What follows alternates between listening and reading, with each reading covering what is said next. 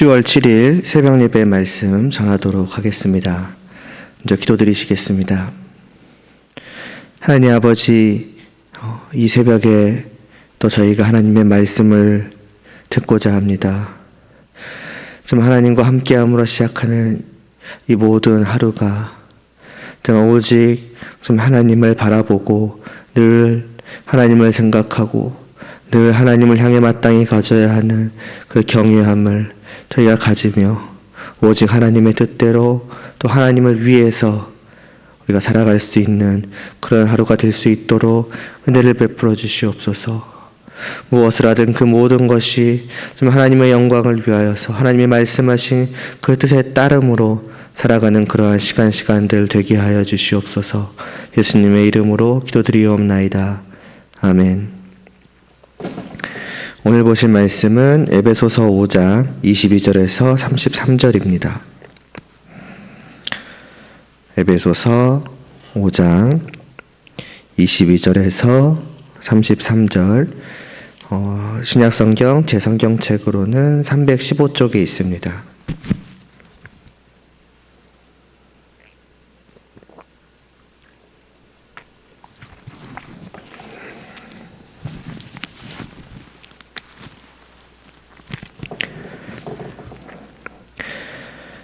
봉독하겠습니다.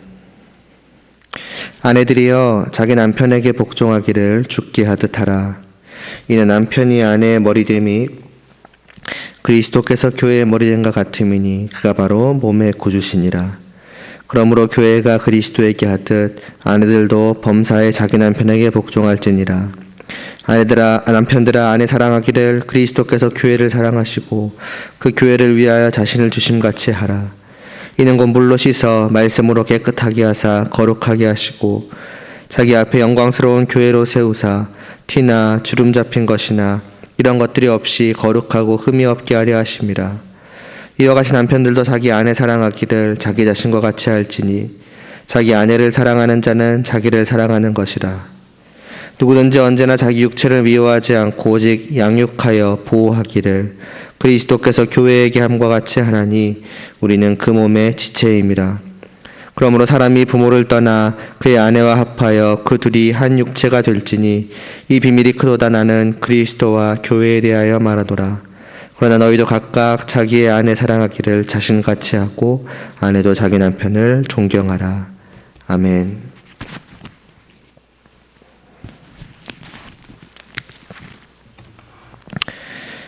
지난 시간에 6계명, 살인하지 말라라는 말씀을 본 것에 이어서 오늘은 7계명, 간음하지 말라라는 그 말씀에 대해서 보고자 합니다. 사실은 그걸 생각하면 출애굽기 20장, 우리가 13절에 이어서 14절 말씀을 본문으로 삼았어야 할 것인데 왜 갑자기 에베소서의 말씀이 나오는가 또 의아해하시는 분도 계시리라 생각을 하는데요. 이 7계명 역시도 이전의 모든 계명들과 두 가지 면에서 동일한 부분이 있습니다. 첫째로 단지 행동으로의 간음만을 의미하는 것이 아니라 마음으로 저지르는 간음에 대해서도 동일하게 금하고 계신다라고 하는 것입니다. 단순히 행동으로 다른 남자 혹은 다른 여자와 어떤 간음을 하는 그것만을 의미하는 것이 아니라 내가 마음으로 다른 사람을 사랑하든 어떤 다른 사람을 향해서 그릇된 마음을 품었든 그 모든 것까지도 다 금하고 있는 것이죠. 그래서 한 목사님은 이 간음에 대해서 말씀하기를 간음은 어떤 행동을 하느냐 안 하느냐의 경계에 대한 문제가 아니라 그 이전에 내 마음의 상태의 문제이다라고 하였습니다.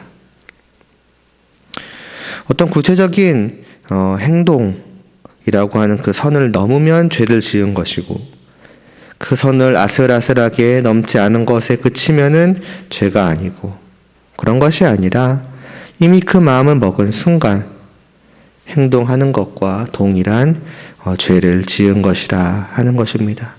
사실 이거는 모든 계명들의 동일한 원리이죠. 하나님의 우리의 그 중심을 보시는 하나님의 원리입니다. 그리고 이제 둘째, 오늘 이제 좀 중점적으로 보려고 하는 것인데요. 둘째로는 이 계명도 마찬가지로 단지 하지 말라고 하는 그 금지만을 명하신 것이 아니라고 하는 것입니다.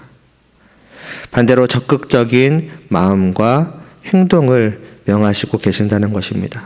지금까지도 보아왔던 그 모든 계명들의 동일한 원리였죠. 하지 말라라고 하실 때에는 단순히 그것을 하지 않기만 하면 된다라는 그러한 말씀이 아니라 더 그것을 넘어서서 그 반대되는 것을 좀 적극적으로 행하라는.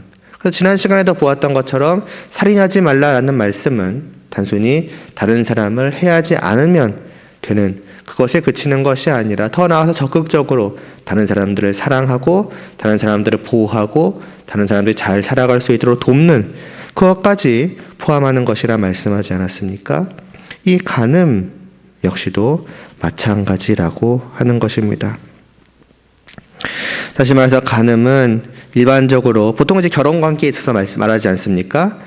결혼 관계에 있어서의 그 부정한 것, 그릇된 것과 연관이 되는 것이기 때문에 그 반대라고 한다면 무엇이겠습니까? 참되고 올바른 결혼 관계를 적극적으로 이루어가는 것 아니겠습니까? 그에 대한 명령까지도 포함하고 있는 것입니다.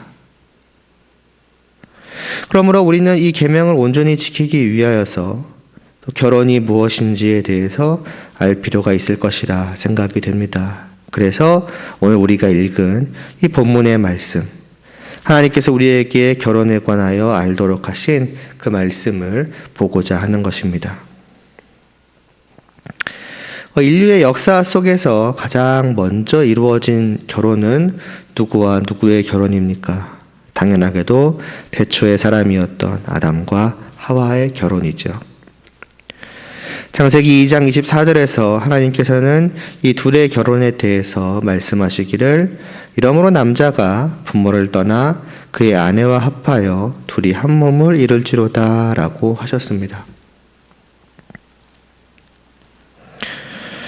다시 말해서 결혼이라고 하는 것의 의미는 한 몸을 이루는 것, 하나 되는 것에 있다고 하는 것이지요. 말하자면 이것이 성경이 말씀하는 어떤 결혼의 본질적인 핵심적인 의미라고 할 수가 있는 것입니다. 그런데 이 창세기 2장 24절 그 태초의 결혼에 대한 말씀에 대해서 좀 더 해석을 하고 있는 것이 오늘 31절부터의 말씀입니다. 31절에서 사도 바울은 잠깐 앞에서 보았던 창세기의 그 말씀을 그대로 인용을 합니다. 그러므로 사람이 부모를 떠나 그의 아내와 합하여 그들이 한 육체가 될지니라고 31절에서 말씀을 하죠. 그리고 주목해야 할 것은 바로 다음의 구절입니다. 바울은 둘이 한 육체, 한 몸, 하나가 되는 그 결혼에 대하여 말하면서 32절에서는 여기에 큰 비밀이 담겨 있다라고 말씀하고 있습니다. 아니 결혼이라고 하는 것이 한 몸이 된다는 것 자체가 어떻게 보면은 세상 사람들에게 있어서는 이미 큰 비밀일 것인데 결혼이라고 하는 것이 이렇게까지 되는 것을 의미하는구나. 그런데 이것을 넘어서는 더 큰 비밀이 담겨 있다. 그것이 무엇이겠습니까? 바로 그리스도와 교회에 대하여 말한다. 다시 말해서 그리스도와 교회의 관계에 대하여서 교회의 관계에 대한 그 비밀이 숨어 있다라고 결혼관계예요. 말씀하고 있는 것입니다. 무슨 말입니까? 남자와 여자가 한 몸이 되는 이 결혼의 관계는 사실 무엇을 보여주고 있는 것이냐면 바로 그리스도와 교회의 관계를, 그리스도와 교회의 한 몸, 하나 되는 그 관계를 보여주고 있다라고 하는 것입니다. 다시 말해서 결혼 관계의 원형이 바로 주님과 교회의 관계라는 것입니다. 하나님께서 왜 사람들로 하여금 남자와 여자 간의 결혼을 하도록 하셨는가 하면은 주님과 교회의 그 영적인 하나된 관계를 직접 누리도록 하시기 위함이다라는 것입니다. 그리스도와 교회는 어떤 관계입니까? 주님이 교회의 머리요, 교회는 주님의 몸인 관계입니다. 서로 말 그대로 연합되어 있는, 하나 되어 있는, 그래서 뗄 수 없는 그러한 관계. 한 몸인 관계, 이 오늘 31절로 말하자면 한 육체인 관계가 바로 주님과 교회의 관계입니다. 그리고 이 눈에 보이지 않는 둘의 관계를, 그렇지요. 이 관계는 분명히 맺어져 있지만 영적인 관계로서 우리의 눈으로, 육신의 눈으로 볼 수 있는 관계는 아닙니다. 그러한 이 둘의 관계를 우리가 직접 눈으로 보며 몸으로 누리도록 하는 것이 남녀 간의 결혼의 의미라는 것입니다. 다시 말해서 결혼한 남자와 여자는 그리스도와 교회의 그 완전히 하나됨 같이 온전히 하나 되어 뗄 수 없는 그러한 관계를 이루어 가야 한다는 것이며, 그런 서로 간의 관계를 통해서 부부는 깨닫고 누리는 것입니다. 주님과 교회의 관계. 다시 말해서 주님과 나와의 관계가 바로 이와 같은 것이구나. 이렇게 좋은 것이구나. 이것을 몸소 서로 간의 결혼 생활을 통해서 깨닫는 부부는 그 부부의 하나 되는 관계를 기쁨으로 누리는 만큼이나, 또 누리면 누릴수록 어떻게 되는 것입니까? 성도로서의 그 주님과의 하나됨의 관계를 더욱더 풍성히 깨닫고 누리게 될 것입니다.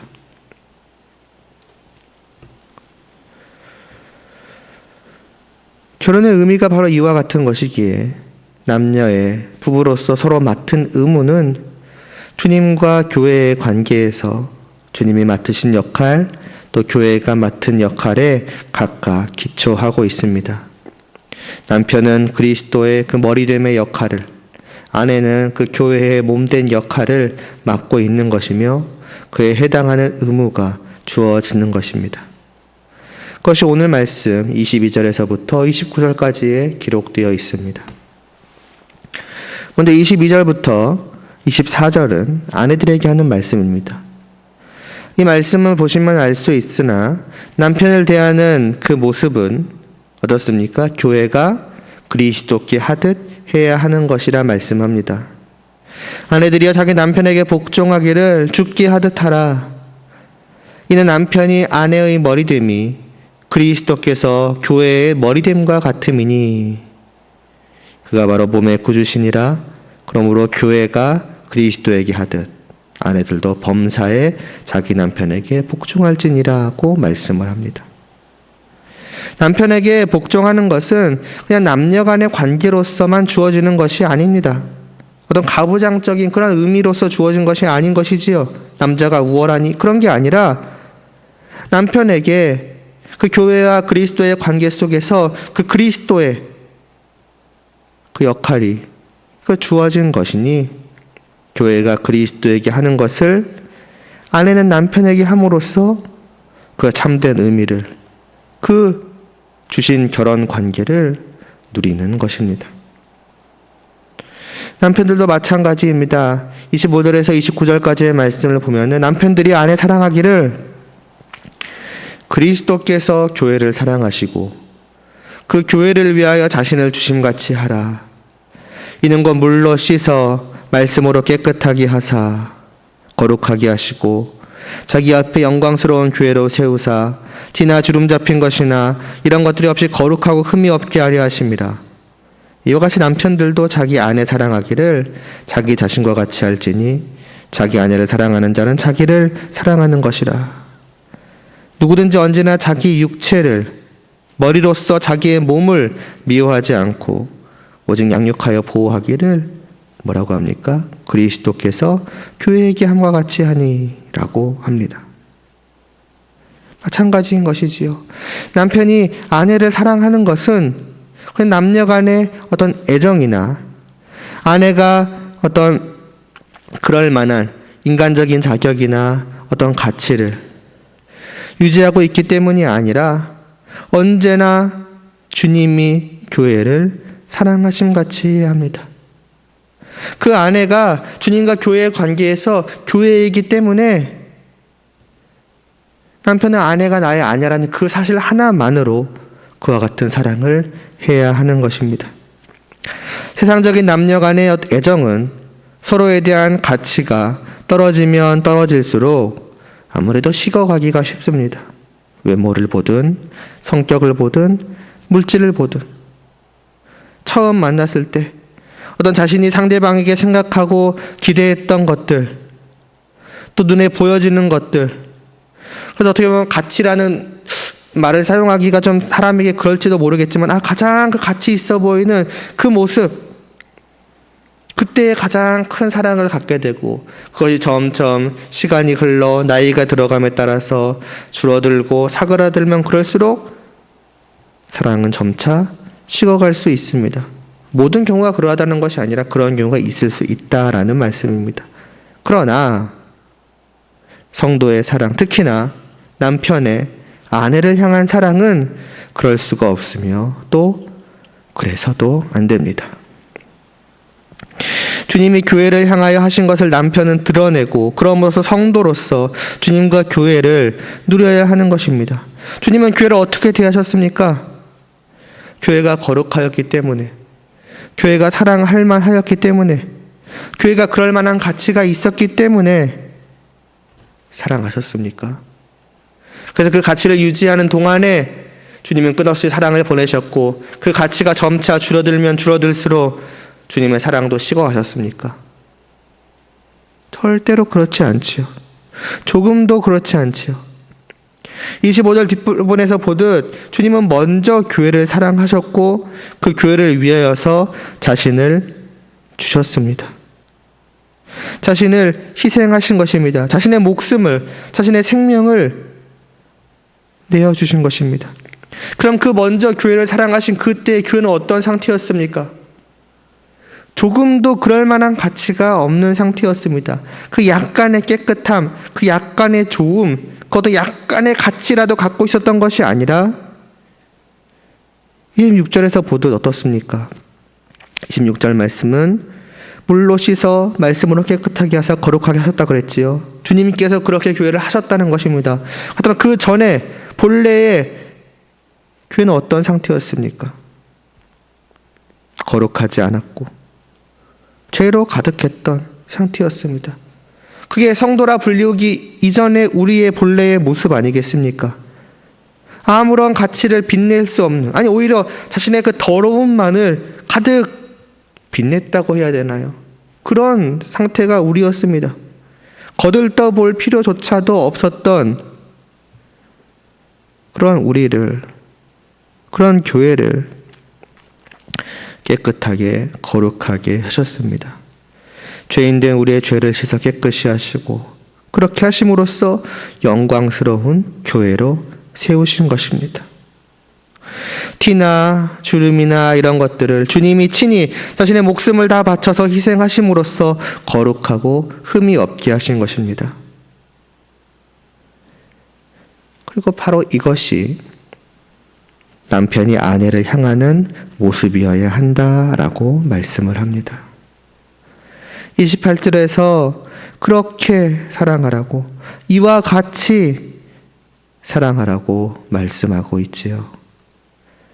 아내가 어떻게 변하든지 관계없이 남편은 늘 그 자신을, 자기 자신의 전부를 아내에게 줌으로써 끝까지 그 아내와 함께하며 그 아내를 깨끗하게 거룩하게 해가야 하는 것입니다. 말하자면 아내가 어떻게 하든지 어떠한 상황이든지 어떠한 모습이든지 상관없이 한결같은 깊은 사랑을 보이며 그리고 그렇게 사랑하기 때문에 더 사랑스러운 자로 이끌어가야 하는 것입니다. 사랑스럽기 때문에 사랑하는 것이 아니라 사랑하기 때문에 사랑스럽게 되게끔 하는 것이라 할 수 있습니다. 왜 그렇게 해야 합니까? 29절에서 말씀하듯 아내는 남편의 육체이기 때문입니다. 머리된 자신의 그 몸된 존재가 아내이기 때문입니다. 자기 육체를 어느 때라도 미워하는 사람은 없을 것입니다. 내 몸이 어떤 상태에 있든지 간에 사랑하고 양육하고 보호하기에 힘쓸 것입니다. 육체의 건강이 나빠진다고 그 자신의 몸을 잘라버릴 사람은 어디에도 없을 것입니다. 병원에 가서 치료를 받든지 운동을 하든지 해서 돌보겠고 어떻게든지 더욱더 건강하게 만들고자 더욱더 온전하게 만들고자 애쓸 것입니다. 왜 그렇습니까? 내 몸은 곧 내 자신이기 때문입니다. 하나이기 때문입니다. 머리 따로 몸 따로 그런 것은 있을 수 없기 때문입니다. 놀랍지 않습니까? 이 말씀을 통해서 우리는 주님께서 우리를 어떻게 생각하시는지를 잘 알 수 있습니다. 썩은 몸뚱아리, 아니 그냥 죽어있는 상하고 부패한 몸뚱아리와도 같은 우리와 하나가 되어주시고 생명을 주어 살려주시고 깨끗하게 하시고 거룩하게 하시며 언제나 미워하지 않으시고 양육하여 주시고 보호하여 주신다고 말씀하고 있습니다. 이러한 나를 주님과 한 몸으로 주님 자신으로 여겨주신다라고 하는 것입니다. 내가 누구이며 어떤 존재인지를 생각하면 생각할수록 그 은혜와 사랑이 얼마나 큰가 하는 것을 깨닫게 됩니다. 대신 나 같은 게 뭐라고 이와 같이 놀라운 대접을 하여 주시는가 하고 말이지요. 그리고 그것을 깨달은 성도는 어떻게 되겠습니까? 이것을 깨달은 교회는 어떻게 되겠습니까? 자신의 머리이신 그 그리스도를 향하여서 범사에 복종하지 않을 수가 없을 것입니다. 기꺼이 말이지요. 정말 사랑으로 말이지요. 그리고 기쁨으로 말이지요. 심지어 둘은 더 이상 하나가 아니지요. 주님과 나, 주님과 교회는 이제는 하나이기 때문에 주님께 복종한다는 것은 곧 나 자신을 위하는 것이 됩니다. 우리의 머리와 몸이 서로 싸우지 않는 것처럼 말이지요. 몸이 왜 머리에게 너만 명령하고 나는 복종하냐?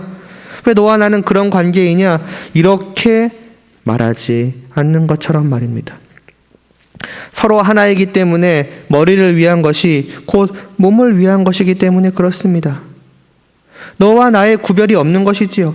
너가 낫네, 내가 낫네, 너가 위네, 너가 위네, 내가 아래네.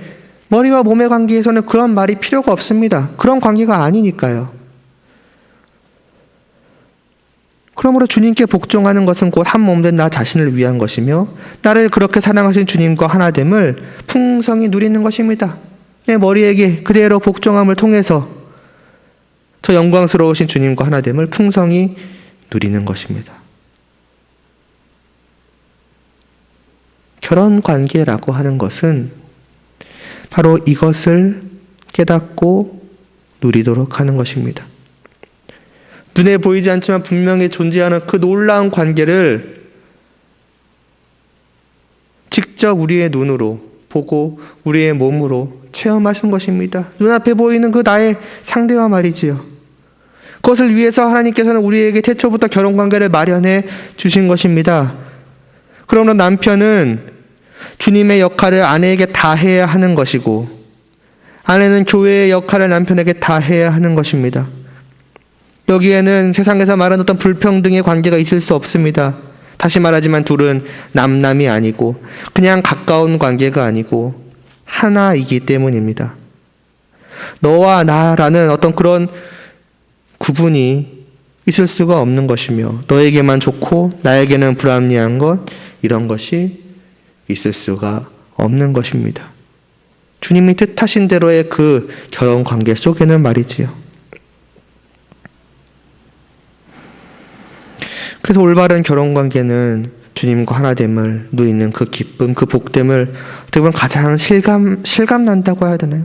정말 체감되게끔 누리도록 하는 것입니다. 성도로서의 최고의 기쁨, 최고의 행복이 무엇입니까? 나 같은 자가 영광스러우신 주님과 함께 하는 것. 단순히 함께하는 그 이상으로 하나 되는 것을 누려가는 것 아니겠습니까? 그것이 천국의 기쁨이지요. 그러므로 성도는 그가 진정으로 주님을 아는 성도라고 한다면은 이것을 늘 느끼고 늘 체험하고 그래서 늘 누리기를 원할 것입니다. 정말 늘 주님과 함께하기를 원한다. 주님과 하나됨을 누리기를 원한다. 이것이 나의 진정한 행복이다. 이것이 있다면 다른 모든 것은 필요 없다. 그렇게 누릴 만큼이지요. 그러나 계속 말씀드렸듯 주님과 함께함은 영적이기에 어떻게 보면 우리의 눈에 보이지 않습니다. 그리고 우리의 참으로 연약함이라고 하는 것은 눈에 보이지 않고 몸으로 어떤 육체의 감각으로 느껴지지 않는 것은 잘 누리지 못합니다. 잘 못 느낍니다. 그러기가 쉽습니다. 그래서 갈망하는 것이지요. 어떻게 하면 내가 더 주님과 함께함을 느낄 수 있을까? 더 누릴 수 있을까? 이를 위해서 마련해 주시는 것입니다. 결혼이라는 제도를요. 그토록 갈망하는 것을 내 육신으로 체감할 수 있도록, 체험할 수 있도록 바로 여러분의 그 눈앞에 여러분이 결혼한 그 상대방을 하나님께서 마련해 주신 것입니다. 그와의 관계를 마련해 주신 것입니다.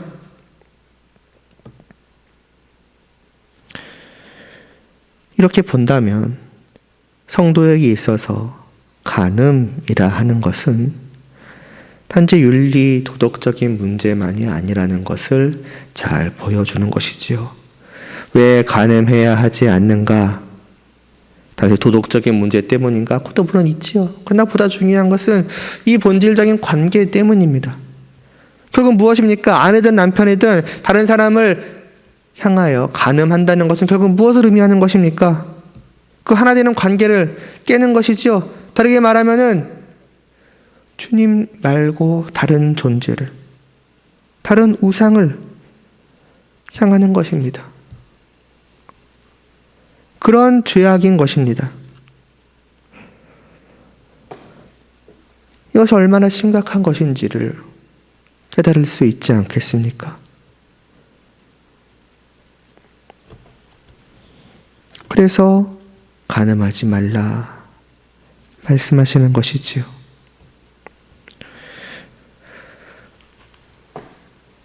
오늘 이 말씀을 통해서 다시 한번 이 결혼의 관계를 하나님께서 왜 주셨는가를 깨닫고 부디 그 의미를 온전히 누릴 수 있기를 바랍니다. 주님과 나, 주님과 우리의 그 하나 되는 그 관계를, 그 하나됨을 통해 보여지는 그 놀라운 사랑과 은혜를 다시 한번 더 깊이 깨닫기를 원하고 여러분의 결혼 관계를 통해서 그것을 매일같이 매 시간 풍성히 누리며 정말 기뻐하며 행복하실 수 있기를 바랍니다. 그와 같은 모든 가정들이 되기를 진심으로 소원합니다. 기도드리시겠습니다.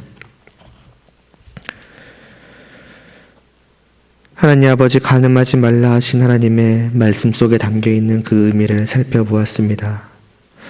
이를 통해 하나님께서 우리에게 주신 그 결혼관계가 가지고 있는 의미를 다시 한번 깨닫게 하여 주시오니 주님, 이것을 온전히 누릴 수 있도록 하여 주시옵소서.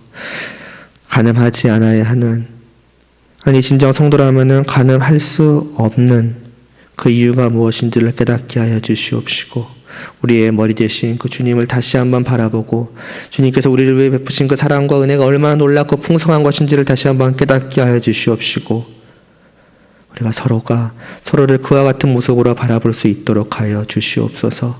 그래서 각 가정이, 그 결혼한 모든 가정들이 정말 매일, 정말 매 순간 어떤 상황 속에서도 그 주님과 교회의 하나됨을 그들의 육신으로 온전히 누릴 수 있도록 그 기쁨을 날마다 가장 가까이서 참 맛볼 수 있도록, 그래서 그러한 관계를 통해 더욱더 주님을 향한 그 마음을, 사랑을 더욱더 키워갈 수 있도록 하여 주시옵소서. 예수님의 이름으로 기도드리옵나이다. 아멘.